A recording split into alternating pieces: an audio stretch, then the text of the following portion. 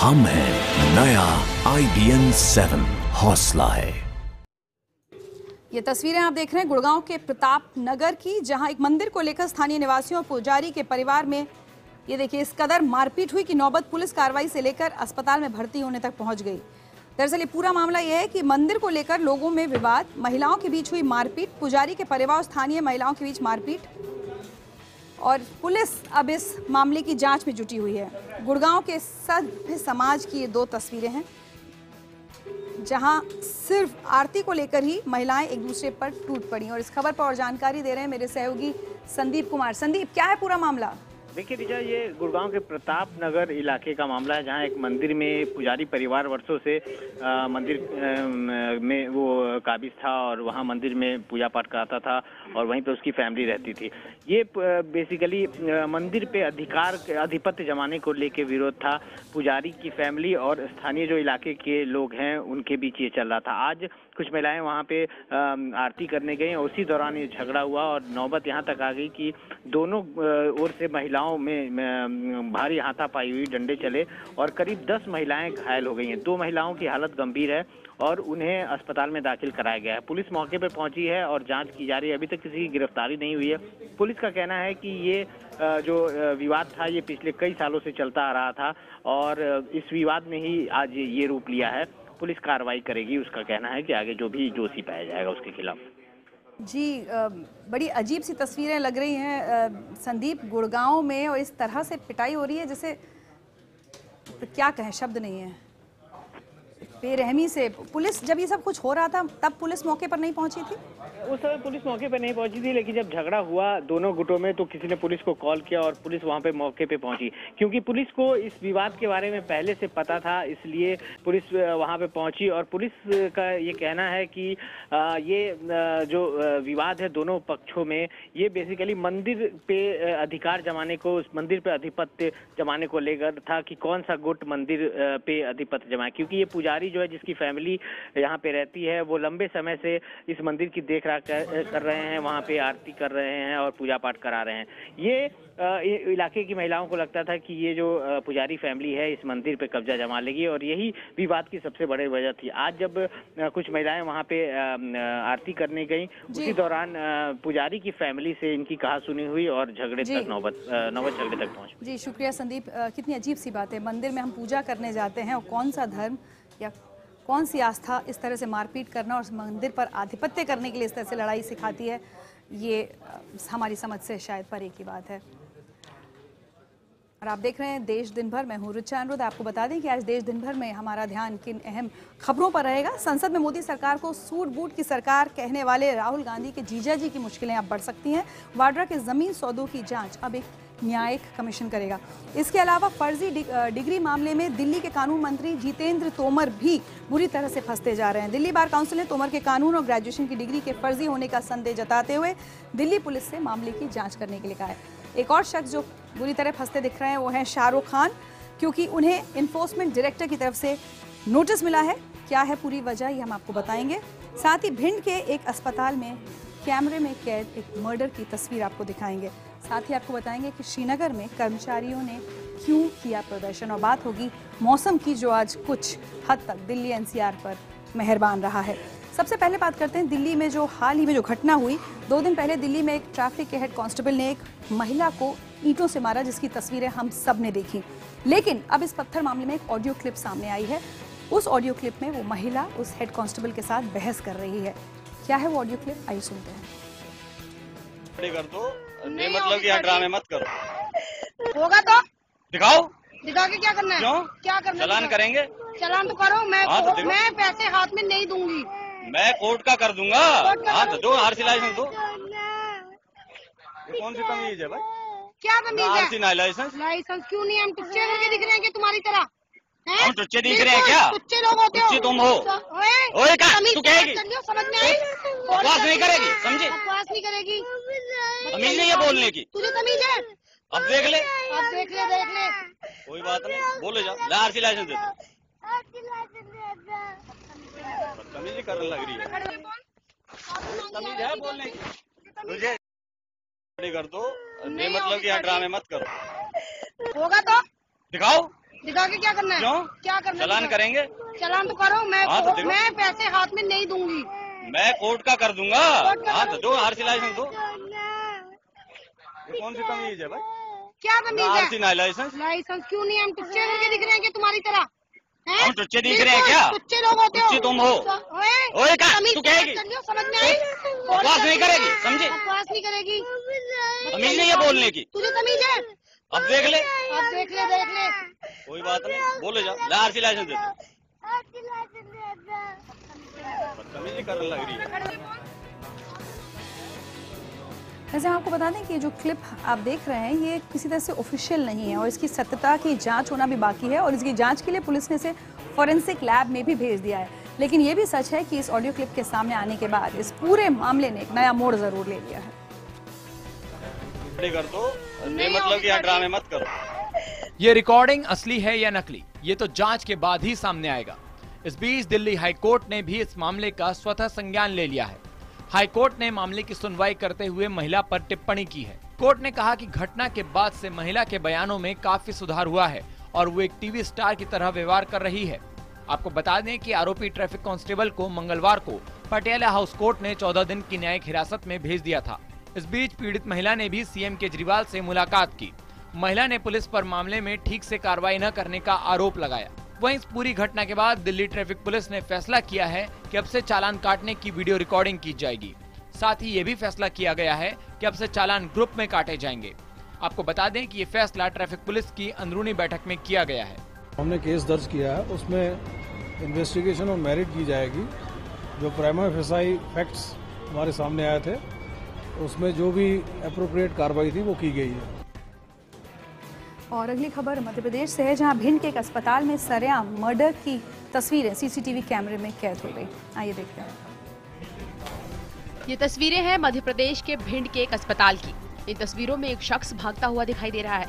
इसका नाम विमलेश उपाध्याय है। तो अभी उसके पीछे एक और शख्स हाथ में बंदूक लिए हुए आता है।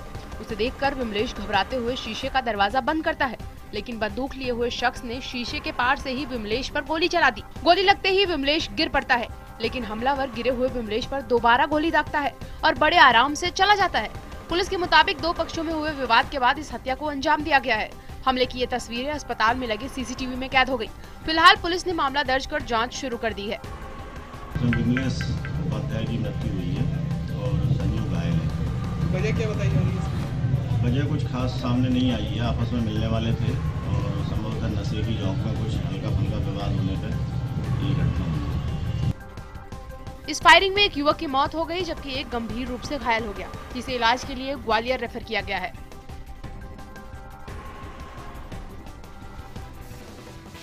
और बात उत्तर प्रदेश के इलाहाबाद में एक रोड एक्सीडेंट में एक ही परिवार के 4 लोगों की मौत हो गई और इस मौत से गुस्साए लोगों की भीड़ ने वहां पास की पुलिस चौकी में जमकर तोड़फोड़ की।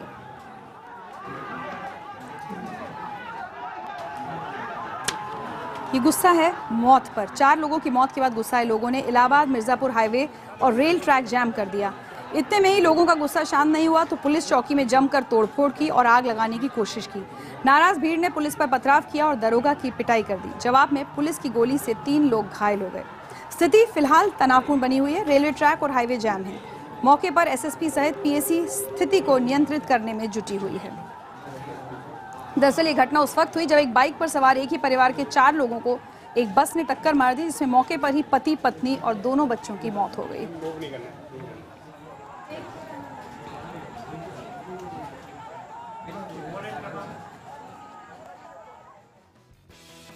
और अब देखते हैं सीसीटीवी कैमरे में कैद एक चोर की करतूत। मेरठ में देर रात एक चोर ने लाइट शोरूम में सेंध लगाने की कोशिश की, लेकिन चोरी में नाकाम होने पर चोर ने शोरूम में ही आग लगा दी। चोर की करतूत सीसीटीवी कैमरे में कैद हो गई। घटना मेरठ के थाना मेडिकल क्षेत्र के बालाजी लाइट हाउस की है, जहां देर रात शोरूम में छत के रास्ते से एक चोर दाखिल हुआ और उसने नकदी चुराने की कोशिश की, लेकिन जब वो चोरी नहीं कर सका तो उसने सीसीटीवी फुटेज हटाने की नियत से कंप्यूटर में आग लगा दी। शोरूम में आग लगने से लाखों का माल जलकर राख हो गया। फिलहाल पुलिस इस पूरे मामले की जांच कर रही है।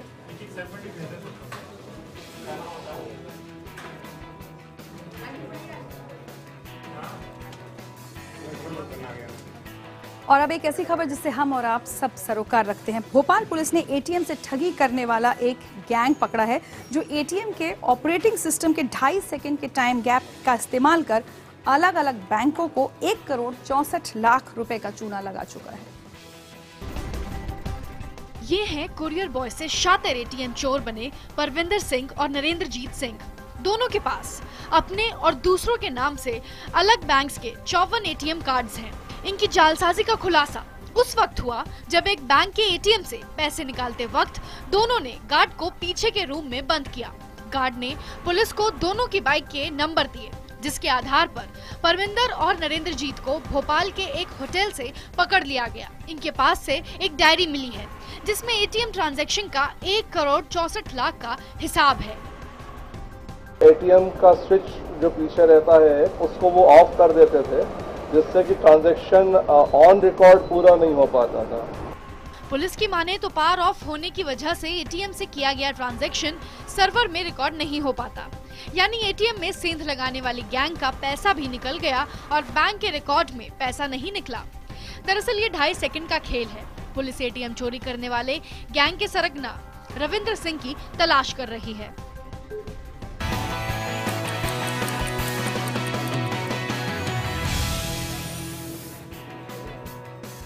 आप देख रहे हैं देश दिन भर। और एक बुरी खबर कांग्रेस के लिए है। हरियाणा में भूपेंद्र सिंह हुड्डा सरकार के दौरान हुए तमाम लैंड डील्स की जांच अब एक उच्च स्तरीय कमीशन करेगा। इसकी अध्यक्षता एक रिटायर्ड जज करेंगे और इस दौरान खासकर उन लैंड डील्स की जांच होगी जिसमें कांग्रेस अध्यक्ष सोनिया गांधी के दामाद रॉबर्ट वाड्रा शामिल हैं। कांग्रेस अध्यक्ष सोनिया गांधी के दामाद रॉबर्ट वाड्रा की मुश्किल बढ़ सकती है। हरियाणा सरकार वाड्रा की लैंड डील की जांच एक उच्च स्तरीय कमेटी से करवाने जा रही है। माना जा रहा है कि अगले हफ्ते तक जांच आयोग का ऐलान हो सकता है। हरियाणा सरकार जांच पूरी करवाने का पूरा मन बना चुकी है। हालांकि जांच आयोग पर आखिरी मुहर केंद्र सरकार लगाएगी। हरियाणा सरकार ने इस जांच से जुड़े दस्तावेज केंद्र सरकार को भेज दिए हैं। मनोहर लाल खट्टर सरकार इस जांच पैनल को बनाने के आखिरी चरण में है। खट्टर सरकार इस जांच आयोग का खाका पहले ही तैयार कर चुकी है। देखिए, मैं एक बात बता सकता हूँ कि राहुल गांधी के सूटेड बूटेड जीजा जी ने जो पिछली सरकार के राज में यहाँ पर घोटाले किए हैं उसकी जांच तो होगी जरूर। कोई गांधी परिवार को घेर नहीं सकता और ऐसे धमकियों से या ऐसे डराने से गांधी परिवार भी डरने वाली नहीं है और कांग्रेस भी डरने वाला नहीं है। इसके अलावा फर्जी डिग्री मामले में दिल्ली के कानून मंत्री जितेंद्र सिंह तोमर की भी मुश्किलें बढ़ती जा रही हैं। दिल्ली बार काउंसिल ने तोमर की डिग्री को जांच के बाद फर्जी माना है। इसी बीच बीजेपी ने दिल्ली के पुलिस कमिश्नर बीएस बस्सी से मुलाकात कर तोमर के खिलाफ कार्रवाई की मांग की है। दिल्ली बार काउंसिल ने दिल्ली पुलिस से शिकायत दर्ज कराई है। बार काउंसिल ने तोमर की डिग्री को फर्जी ठहराते हुए पुलिस से मामले में आईपीसी के तहत अपराधों की जांच करने को कहा है। दिल्ली पुलिस को 28 मई तक रिपोर्ट दाखिल करने को भी कहा गया है। लेटर में काउंसिल का ये डिसीजन था कि दिल्ली पुलिस से एक रिक्वेस्ट की जाए कि जो एलिगेशन है कंप्लेंट में, उस एलिगेशंस के ऊपर दिल्ली पुलिस जो है अपनी इंक्वायरी कंडक्ट करके हमें एक रिपोर्ट दे सके 28/5 से, तो हमें जरूरत। दिल्ली बार काउंसिल ने तोमर को नोटिस जारी कर 28 मई तक जवाब देने को कहा है। इस बीच बीजेपी ने दिल्ली पुलिस कमिश्नर से मुलाकात कर जितेंद्र तोमर को गिरफ्तार करने की मांग की है। वहीं कांग्रेस ने भी तोमर की फर्जी डिग्री पर सवाल उठाए हैं। एक स्टेचुरी बॉडी ने लिख करके दिया। हमारी ये मांग है कि पुलिस को तुरंत इस पर एफआईआर दर्ज करके सीआरपीसी के तहत लॉ ऑफ द लैंड जो कहता है मुकदमा दर्ज करके जो कार्रवाई करनी चाहिए और तुरंत इसमें गिरफ्तारी होनी चाहिए। ये तो बात साफ थी कि वो एक सरासर झूठ बोल रहे थे और दुख की बात यह है कि उनके साथ उनके मुख्यमंत्री झूठ बोल रहे थे। मतलब ऐसा मुख्यमंत्री जो केवल अपने आप ही जज बन जाए, अपने आप ही निर्णय ले, अपने आप ही हर चीज को सत्य समझे, ऐसा तो अजूबा मैंने हिंदुस्तान में नहीं देखा। और एक और शख्स जिनके लिए मुश्किल भरा वक्त है वो है फिल्म अभिनेता और कोलकाता नाइट राइडर्स के मालिक शाहरुख खान, क्योंकि उनको ईडी की तरफ से एक नोटिस जारी किया गया है। क्या है पूरा मामला, आइए देखते हैं। बॉलीवुड के किंग कहे जाने वाले और IPL team Kolkata night Riders के मालिक शाहरुख खान को मुंबई ईडी ने नोटिस जारी किया है। शाहरुख पर कम कीमत में केकेआर के शेयर बेचने का आरोप है। 100 करोड़ के विदेशी मुद्रा विनिमय नियमों के उल्लंघन के आरोप में ईडी ने नोटिस भेजकर इस महीने के आखिर तक पक्ष रखने को कहा है। आरोप है कि शाहरुख ने अपनी केकेआर टीम के शेयरों के ट्रांसफर के लिए कम कीमतें बताई थी। इस मामले में ईडी ने शाहरुख को 4 साल पहले भी नोटिस भेजा था। इस फॉरेन एक्सचेंज का it is so it's a show cause notice, maybe they are able to explain it and so I don't think it's such a big thing. हालांकि शाहरुख के सूत्रों का कहना है कि उन्हें ईडी की तरफ से कोई समन नहीं मिला है। ईडी जानना चाहता है कि शाहरुख खान ने कम शेयर में बेचने की रणनीति क्यों अपनाई। इससे पहले नवंबर 2011 में ईडी शाहरुख खान से पूछताछ कर चुका है। इस मामले में शाहरुख की दोस्त और केकेआर टीम की फ्रेंचाइजी पार्टनर जूही चावला भी रडार पर हैं। जल्द ही ईडी उन्हें भी नोटिस भेज सकती है। चलिए, मुश्किलों के बाद अब बात करते हैं राहत की। दिल्ली, एनसीआर समेत उत्तर भारत के कई राज्यों में बुधवार को अचानक मौसम ने करवट ली। अचानक हुई बारिश से इन सभी जगहों का मौसम सुहावना हो गया और तकरीबन 40 डिग्री या उससे ज़्यादा तापमान से जूझ रही दिल्ली का तापमान अचानक गिरकर 33 डिग्री के आसपास पहुंच गया। तपती दिल्ली के लिए ये बारिश किसी राहत से कम नहीं थी। बारिश की वजह से दिल्ली एनसीआर के कई इलाकों में दिन में अंधेरा छा गया। इस दौरान तेज बारिश हुई। बारिश के दौरान तेज हवाएं भी चल रही थी। अचानक इस बदले मौसम की वजह से लोगों को चिलचिलाती गर्मी से बड़ी राहत मिली। मौसम विभाग के मुताबिक राजस्थान के ऊपर निम्न दबाव का क्षेत्र बना हुआ है, जिसकी वजह से ये बारिश हुई। मौसम विभाग के मुताबिक दिन भर रुक रुक कर बारिश होती रहेगी। चलिए, इसी के साथ मेरे साथ आज देश दिन भर में इतना ही। एक छोटे से ब्रेक के बाद देखिए रण उत्सव मेरे सहयोगी विमल से।